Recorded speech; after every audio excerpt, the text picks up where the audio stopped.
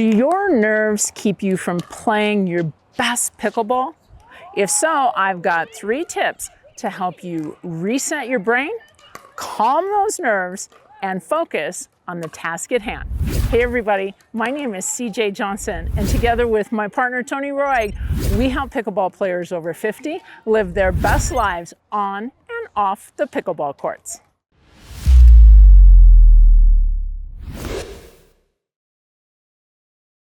What's important to recognize is that no matter what level of player you are, everyone, and I mean everyone, gets nervous at one point in time or another. And all of a sudden, our brains get going really fast. We find it very hard to focus. And then we start to think about how poorly we're playing, or maybe that we're letting a partner down. And even in some instances, we start to think, well, gee, what's my partner thinking of me? All of those thoughts get that brain going so quickly that it tightens up our muscles and keeps us from playing our best.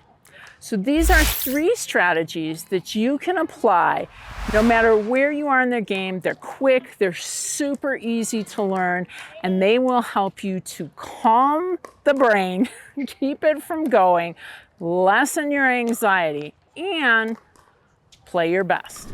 Number 1 is breathing. Now, I want to preface this by saying this is not sports breathing. This breathing technique is specifically to control anxiety. In fact, one of our students in WeArePickleball taught us this technique during a book study we had. She's a therapist and she uses this to help her patients control anxiety in their everyday life. She started using it on the pickleball court and it was so successful she shared it with us.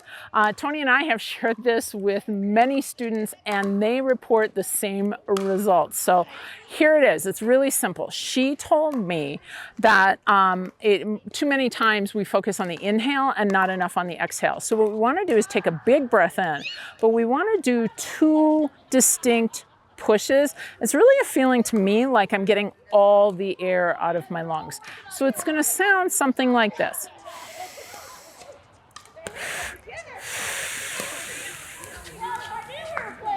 So I push the air out of my mouth and I push it all out of my mouth. So there's nobody around. Why don't you do this with me? We're going to breathe in and then we're going to do 2 big pushes out. So in, 2 pushes.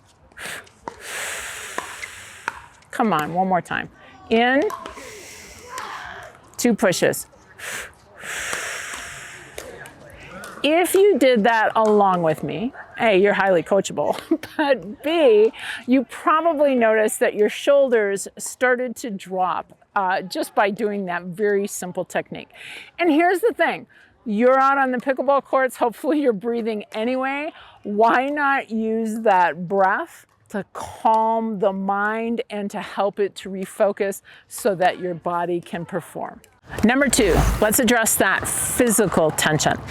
Sometimes when our brain starts going, we've missed a few shots and our inner critic starts talking to us and criticizing our play.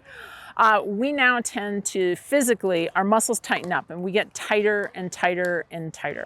And before you know it, what happens usually is a nice relaxed grip on the pickleball paddle gets to be really tight and tense. My forearm muscles just get so tight that it becomes more difficult to swing the paddle effectively. A very simple solution to that is to take the pickleball paddle out of your playing hand between points. So the minute the point is over, all you simply want to do is grab the paddle with your opposite hand. That allows your arm to just naturally hang very loose. You're going to get rid of any tension you may have had during that last point. And then when you're ready to play the next point, you put your hand on and it's in a nice relaxed position automatically. So take the paddle out of your hand between points. Number 3.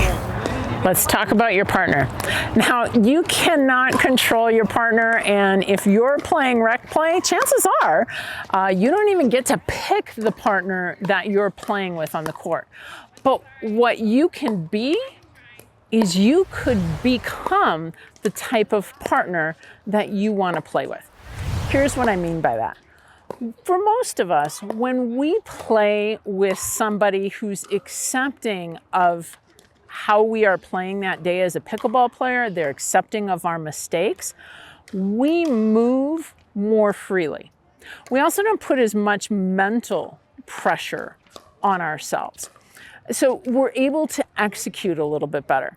When we have a partner who's critical, or we even think a partner might be critical, that normally causes tension in our bodies. Again, fast mind and a lot of tension.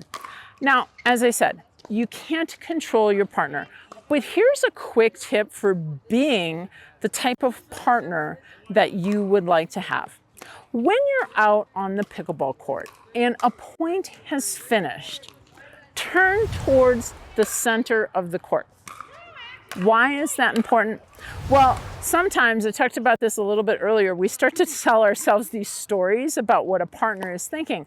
And if I miss a shot and my partner turns away from me or turns towards the side of the court, I may tell myself this story like, oh my goodness, they're never going to want to play with me again because I missed a shot. Now, it could be just as innocent as they simply turn towards that side of the court, but eliminate that.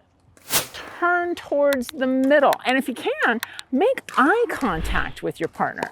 You see, the more free most of us feel to make a mistake, the better we're going to play. If you're playing with a regular partner or you're playing with your life partner, you want to make sure you check out this video, the Hackenberg Rule.